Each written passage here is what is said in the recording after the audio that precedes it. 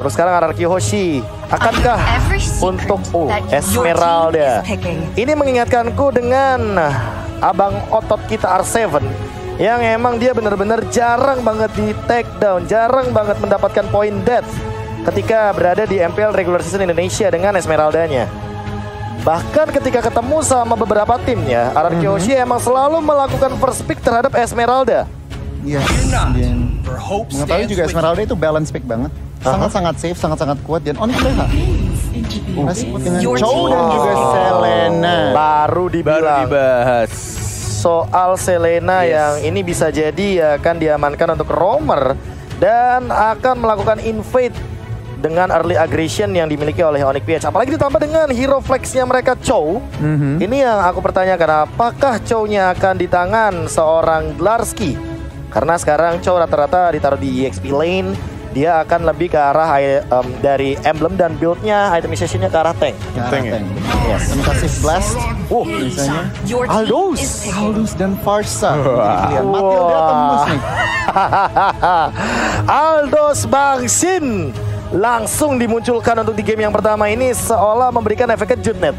Untuk teman-teman Onyx PH, mengingat dari Aldous-nya Bangsin ini kita kenal dengan fast farm dan dia emang selalu memaksimalkan space yang dibuat oleh Finn nantinya, dan juga Clay yang kali ini sepertinya akan menggunakan Farsia. Namun Kairi sudah mengamankan hero-nya, itu adalah Lancelot. Apakah akan ada ban terhadap Link dari Albert karena Albert belum memunculkan hero powernya? Iya, bener banget. Langsung. Aduh, Prof. Phoveus juga masih kebuka nih. Wah. Cuman kayaknya Phoveus nggak mungkin ya. Oke, kalau lihat dari komposisi RRQ udah tebel-tebel, mungkin dua hero terakhirnya lebih ke arah damage deal tentunya. Dan kalau dari Onyx PH udah nge-ban ke arah melimitasi jungler dari RRQ. Kita lihat nih, kalau dari Onyx mereka justru butuh hero yang tebel-tebel. Ini Uranus yang menjadi pilihannya. Itu power hero dari Glarsky juga. Dan kemungkinan ini akan ke arah Yishun Shin seharusnya. Mengingat bener si Albertnya belum mengamankan satu hero, dan kalau Yishun Shin akan kemungkinan besar RRQ Hoshi bisa mengamankan Roger atau Roger. Rogernya ya. Banyak yang buka sebenarnya sih. Banyak. Untuk jungler Albert. Tapi gue lebih setuju kalau Yishun Shin yang harusnya di-ban. Oke, gak di-ban nih. Gak di-ban. Berarti masih sangat besar kemungkinan untuk dipakai sama Albert di area junglernya. Dan aku malah mikir Finn akan mengamankan Angela nantinya. Mengingat Esmeraldanya udah diamankan oleh RRQ Hoshi juga, dan bahkan kesempatan untuk mengamankan entah itu Matilda, Rafaela, dan Angela nih chance-nya gede banget. Tinggal gimana gameplay setup yang ingin dimainkan oleh RRQ Hoshi. Apakah ingin combo Aldous Angela atau nantinya akan ada combo-combo lainnya yang dipertontonkan oleh teman-teman dari RRQ Hoshi. Wah, ini kok Roger ya feelingku. Lilia ya yang di-ban ya. Oke, salah satu damage dealer juga, independen juga, mid lanernya sudah dihilangkan, dan Onyx PH juga beberapa kali udah memakai Lilia. Hero apa yang akan mereka pick? Song ngarah ke belakang, nargetin Farsanya. Dan Roger kan? Bagus sih. Kayaknya Roger sih, nggak tahu kenapa ya, Net. Roger nih kalau udah nggak ada Lilia enak banget untuk jump in gitu. Karena menurutku dengan kita tahu Roger kan lebih dominan ke fighternya. Dan Wolf Transformation-nya itu akan sangat amat tinggi sekali ketika dia tidak ada pemberhentian atau slow evac. Ini tidak akan berhenti juga dari pengejaran seorang Roger. Tapi walaupun kalau bukan ada Roger lock ya, kayak Chow gitu, gak masalah sih. Selena. Ini entah ke arah dua roamer kah dari teman-teman Onyx PH, karena udah ngelihat Selena juga kali ini. Karena gue ngelihatnya dari si traceless-nya itu sih untuk beberapa lock, entah mungkin dari Selenanya. Harus disimpan banget ya. Yes. Oke, Roger Matilda. Kacil, Net, jangan lupa. Kacil. KB Acil. Roger. Dan Harit dong. Wow, oke. Ini menarik banget. Apakah Marky? Ya, kayaknya dia emang benar-benar pengen ngamanin untuk dari segi gold lane-nya. Tapi apakah itu tetap akan menjadi jawaban yang baik? Karena ingat, Harit absorb damage-nya akan termakan oleh Esmeralda. Benar banget. Ini salah satu approach yang menarik. Tapi kalau ngeliat dari komposisi Onyx PH, mereka harus main early. Kalau enggak, RRQ dengan komposisinya ini mid ke late, ini power spike-nya jalan semua. Lihat, Acil sampai time out loh. Sampai dia di ini ya, di tegur lebih tepatnya. Bang, udah bang, mau masukin game ini bang bentar lagi. Ya kan, sampai dia masih sempat-sempatnya untuk memberikan informasi. Balik lagi, inilah dia game pertama kita, tentunya untuk perwakilan dari Indonesia. RRQ Hoshi langsung spam sekarang juga di kolom komentar hashtag Indo Pride-nya juga sekarang, karena tim Indonesia hanya tersisa satu dan akan berhadapan dengan tim Onyx Filipina. Yes, inilah dia match upper bracket antara RRQ melawan Onyx PH. Yang sudah terlihat di sana tampaknya dari Clay dan Finn ya, ini bakal bermain dan bahkan di bawah bertemu dengan Sin dan juga Marky yang cukup berani juga untuk mengambil last picknya itu ke arah Harith. Yang kita tahu ada natural counternya Esmeralda nantinya, dan bahkan itu kecil banget Baloyski itu KB. Yes, tiba-tiba kayaknya terlebih dahulu. Dia harus recall terlebih dahulu. Tapi balik lagi dia adalah seorang roamer. It's okay kalau misalkan dia harus pulang. Namun yang unik adalah Hatred. Dia menggunakan Chow dan emblemnya adalah Assassin untuk High and Dry. Wow. Dan ini dia fun fact dari Snake Video. Onyx PH adalah tim yang berpartisipasi di M3 dengan pool hero tim tersempit. Hanya 13 hero uniknya, sementara RRQ Hoshi memiliki 25.000 hero unik. 25? Enggak, luas, tenang. Luas banget itu 25.000 banget ini, gue bias banget gue. Yes, nggak masalah ya. 25.000 hektar, lumayan jauh ya. Tapi kali ini kita akan lihat bagaimana Bang Sin. Masihkah dia bisa survive? Oh my god, Bang Sin terpick off dikarenakan Baloyski membawa kawannya kali ini ke arah bottom lane. Marky langsung di babysit begitu saja. Tapi kali ini lihat rotasinya, Albert udah level 4. Apakah bakal kontes ke arah Turtle? Karena Kairi, dia kayaknya lebih punya advantage untuk early stage seperti ini dikarenakan adanya Tonros. Dan hati-hati Baloyski, ini dia dimakan-makanin sama Finne kayaknya. Yes, dari early semua aggression. Abyssal Trap-nya. Dan bahkan Turtle udah mulai ditarik sama Lancelotnya, terkena arrow, dikasih trap kembali. Albert yang harus berhati-hati karena tinggal 1/4 lagi darahnya. Mau dipaksa kontes atau tidak, ada guiding yang tidak dipencet, dan bahkan Retribution tidak berhasil didapatkan, dan Wave Dragon-nya oh my god, terculik di sana dari seorang Albert. R7 menjadi lini paling depan, mencoba untuk nge-trade kill dia, tapi terlalu tebal. Dari Darksky-nya mencoba untuk dihajar 3 orang dan bahkan langsung diamankan oleh seorang Clay. Yes, kali ini trade kill-nya berhasil 2 untuk 2 dan bahkan kerugian awal Albert harus terpick off. Tuan muda Albert kali ini harus farming lebih sabar lagi, dan bahkan Kairi yang mengamankan dari Turtle buff-nya Goni. Wow, ini kalau lihat dari menit-menit emang Onyx PH kuat di early, di mana Selena, Chow, Lancelotnya ini udah main perkara arrow doang tadi. Perkara arrow, lihat memaksakan 3 member dari RRQ juga memakai Purify. Ya, dan kali ini mau nggak mau ya harus lebih sabar terlebih dahulu, dan ingat ada 3 Purify kali ini yang akan digunakan oleh teman-teman dari RRQ Hoshi. Jadi Hatred benar-benar harus dipantau apakah nantinya flickernya akan digunakan lagi untuk 2 menit ke depan. Tapi kali ini R7 sudah melihat keadaannya di mana dia bakal terkena trap dari Baloyski dan masih bisa survive. Ini dia Bang Otot.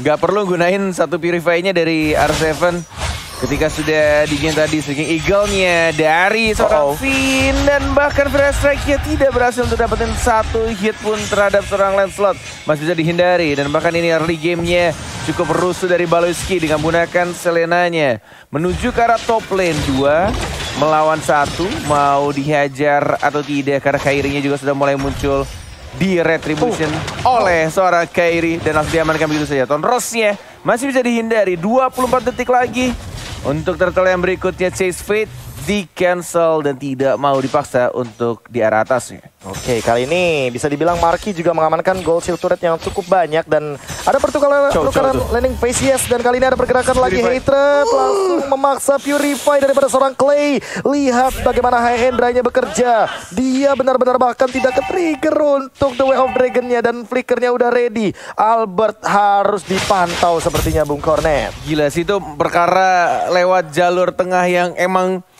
agak sedikit berbahaya. Walaupun harus berputar lebih jauh, tapi harusnya itu lebih aman dari perputaran rotasi Clay ya. Dan bahkan di sini Turtle masih bisa terreset kembali. Roger dari Albert masih cukup jauh jaraknya, mencoba untuk mengulang kembali Kairi. Darksky Ada 1 arrow dan bahkan 4 orang mau dikontes atau tidak. Retribution ready. 1 badan diamankan lagi oleh tim Onyx PH. Masih ada 1 Seeking Eagle. Ditabrak betul 2 Dragon. Oh my god, masih dapatkan mencoba untuk men-trade kill. R7 tidak berhasil nge-trade killnya. Dan bakal langsung di-cover oleh teman-teman dari Onyx PH. Dan hampir saja Tuan Muda Albert memakan lele dari seorang Baloyski. Kali ini bahkan ada 1 pergerakan R7. Dia mencoba untuk bertahan, masih ada Purify dan dikejar, trapnya masih connect. Tapi R7 masih punya Frostmourne Shield, nggak bakal bisa ditumbangkan. Namun kali ini bottom lane sepertinya harus hilang. Goni, what happened? Gila, ini permainan makro dan early potential dari teman-teman Onyx PH tuh benar-benar dimaksimalin. RRQ harus pilih-pilih team fight di early game-nya. Erunya sih. Iya sih. Ayo, perlahan-lahan tapi pasti. Namun ingat Bung Cornet, tenang. Jangan tegang. Karena apa? Karena Tuan Muda Albert ini menggunakan Roger. Ini adalah hero snowball yang kalau 1 kali mendapatkan advantage atau keuntungan, dia akan mendapatkan momentum yang berlipat ganda. Tinggal dicari nanti momentumnya gimana. Apalagi RRQ Hoshi juga kita tahu untuk dari MPL Indonesia-nya sering banget comeback dan bahkan Finn-nya bakal terjebak di depan, namun tidak akan ada contest fight untuk kali ini. Finn lagi dan lagi kena arrow, bakal terpok lagi damage-nya dari Baloyski. Ini kalau andaikan saja bukan tim Indo ya, ini dari draft sih gue yakin banget dari draft RRQ. Mid game to late game harusnya mereka bisa balikin keadaan, apalagi kita lihat juga dari Bangsin ya yang memulai untuk dapetin stacknya, fokus untuk farming. Ya, kita lihat juga dari Clay yang masih aman untuk poin killnya juga dia dapetin 2 kill. Dan kita lihat dari anak-anak RRQ dan juga Onyx PH belum berbeda cukup jauh dari segi goldnya. Tinggal gimana caranya untuk momen-momen team fight selanjutnya yang mungkin di sini agak sedikit berbahaya. Albert yang mencoba untuk menghindar. Web Dragon dari hatred-nya, lihat masih bisa hidup dan bakal langsung dari Bushian. Sekarat dia, mana berat strike-nya, 1 hit lagi dan tidak berhasil didapatkan. Hatred masih bisa hidup. Mencoba untuk flicker kah? Tidak ternyata. Dan kayaknya iya langsung mundur ke arah belakang dengan flickernya. Dan kali ini Kairi yang sudah mendapatkan informasi bahwa Tuan Muda Albert tidak memiliki retribution. Dan kali ini langsung diamankan dengan cepatnya.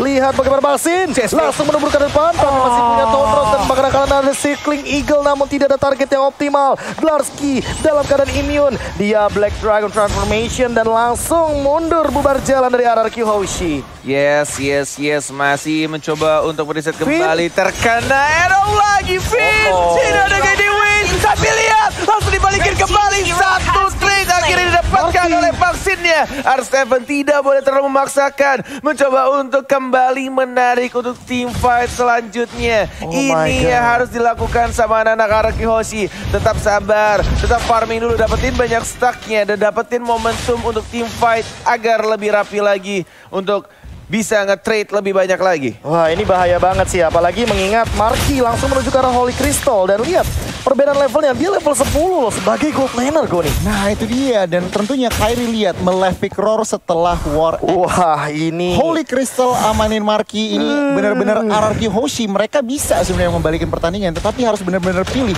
pas momennya, pas baru bisa membuka fight. Oh, tapi kali ini Finn langsung Seeking Eagle ke arah belakang Baloyski. Ternyata langsung ada pergerakan Junkunedu. Dan lihat kali ini Clay-nya bakal dikejar. Albert bakal tertangkap di arah depan, bakal ada random execution and that's another point kill. Oh my god, Kairi dia mendapatkan triple kill. Apa yang terjadi? RRQ Hoshi hilang 4 membernya. Wah, gua cuma bisa melongo melihat apa yang terjadi barusan. Puncture yang dilakukan dan langsung Tondros ke arah tengah, triple kill dalam waktu yang sangat cepat oleh seorang Kairi. Dan itu adalah team fight yang benar-benar nih kita akan melihat kembali replaynya. Ketika Finn ya membuka 1 Seeking Eagle dan Baloyski yang benar-benar langsung lompat dengan menggunakan flickernya, dibawa, ditarik jauh ke belakang. And then memaksakan R7 juga langsung mengeluarkan Polystar Moon ya. Dan lagi-lagi yang dilakukan Kairi itu benar-benar on point banget. Dia langsung menuju ke arah 1 orang, yaitu Parsianya dan Parsianya. Gak peduli, yang penting ada minion, Minions wave di arah tengah, puncture dan langsung ke arah pasiennya. Dan ini yang bakal bahaya adalah Baloiski-nya yang bisa instant kill karena dia udah punya Calamity Reaper sekarang. Lihat arrow-nya kena terus dan tidak ada informasi sama sekali karena kali ini cukup berbahaya dari Baloiski yang dia trap-nya benar-benar on point banget. Arrow-nya benar-benar memporak-porandakan banget formasi dari RRQ Hoshi. Lihat kena lagi Finn-nya dan kali ini langsung ada pergerakan Zaman Force ke arah belakang. Jut Kunedo dan Albert dalam ancaman. Albert ditumbangkan. Tuan muda Albert kali ini harus hilang. Babang Pipin juga menyusul dan bahkan kali ini headshot di trap kill. Bangsin dia datang mendapatkan double kill juga daripada seorang Clay from Bogor. Kali ini tapi ternyata lihat Bangsin mendapatkan kali ini seorang Baloiski. 3 untuk 3. Bangsin kali ini 1v1 situation melawan Kairi tapi masih ada Phantom Execution. Lihat oh my god, the timing wipe out dan Onyx PH itu kritis banget padahal Bung Cornet. Oh, itu benar-benar timing yang sebenarnya dari kedua core, benar-benar. Itu tinggal gimana caranya mainin insting untuk mendapatkan killnya antara seorang Bangsin dan juga Kairi. Tapi Kairi, dia mendapatkan timing yang tepat banget. Dia punya Tonros, dia punya Phantom Execution yang pas banget di rerumputan. Dan langsung dapetin damage-nya ke arah seorang Bangsin. But it's okay. Masih bisa untuk mengulur waktu kembali. Karena kita lihat sudah kembali hidup dan bahkan tidak ada yang mendapatkan satu objektif Lord. Dan tidak bisa langsung nge-push walaupun sudah wipe out barusan dari anak-anak Onyx PH. Yes, bener banget. Dan kalau kita ngeliat itemnya nih, Albert belum mendapatkan true damage, endless battle-nya belum jadi. Sementara kalau kita ngeliat kanan, Kairi dengan 16.000 gold-nya udah langsung on the way Blade of Despair. Ini benar-benar harus diperhatikan. RRQ Hoshi, mereka ketinggalan gold, mereka ketinggalan turret. Dan mudah-mudahan tentunya satu momen saja dibutuhkan untuk kembalikan pertandingan ini. Tetapi untuk 11 menit pertandingan hampir 12, Onyx PH mengontrol Land of Dawn. Asli ini satu momen bisa banget loh untuk kembali. Apalagi hero-hero fall off dari teman-teman Onyx PH ini banyak banget. Sekarang kali ini, Bangsin terkena Well Dragon Phantom Execution dan bahkan Bangsin mencoba untuk melawan dua hero sekaligus tapi gak bisa. Unstoppable daripada seorang Kairi. Kali ini 4 member dari RRQ Hoshi mulai diporak-porandakan, dipaksa untuk pulang. Glarski mencoba untuk dengan Black Dragon Form-nya, dia memaksa pulang semuanya. Lihat Cyclone Eye-nya bahkan diambil. Kairinya langsung hadir juga, Phantom Execution lagi. R7 apakah mampu untuk bertahan? Arrow-nya dilontarkan lagi. Tidak boleh ada yang mendekat ke arah Lord yang pertama karena kali ini Lord pertama akan diamankan oleh Onyx PH. Nih benar-benar tinggal gimana caranya dari RRQ menahan dan bahkan dari Bangsinnya. Ya sekarang sudah ready untuk flickernya. Tadi ketika di game juga tidak ada flicker. Ya tinggal menunggu ini. Sudah mau level maksimal walaupun sempat tertinggal dari seorang Kairi yang level maksimum duluan. Lord sudah mulai berjalan di arah tengah. Ini di arah tengah harusnya bisa ditahan. Karena kita lihat Clay-nya juga sangat unggul dari segi point kill dan akhirnya itemnya, beberapa itemnya juga sudah mulai jadi untuk dari seorang Parsia-nya. R7 sudah mulai di depan bersama seorang Finn. Dia nungguin satu skill Lord karena sudah di atas menit 12. Sudah mulai merelakan satu inhibitor turret. Lord sudah mulai masuk dan mencoba untuk membersihkan minion di arah atas dan bawah. Strategi yang cukup baik dilakukan sama RRQ, melepaskan middle turretnya karena sudah setengah darahnya. Dan lebih baik menjaga di sisi lainnya, KB. Yes, kali ini perlahan-lahan lihat yang harus diperhatikan adalah hatersnya. Tapi arrow-nya connect kali ini. Albert dalam ancaman. Langsung terkena Tonros dan hilang. Tuan muda Albert. Baloiski tapi ditukarkan begitu saja. Double kill dari oleh Kairi. Dan dia paling punya ke belakang R7 tapi tidak bisa menyelamatkan Bangsin. Bangsin tumbang. The Well Dragon coming up. Tidak ada purify. R7 tumbang dan wipe out. Onyx PH memporak-porandakan RRQ Hoshi. Game pertama 13 menit 57 detik. Wow. Aduh. Ini yang harus gua bilang juga ya. Ngomongin soal kedua tim yang bertanding di match kedua.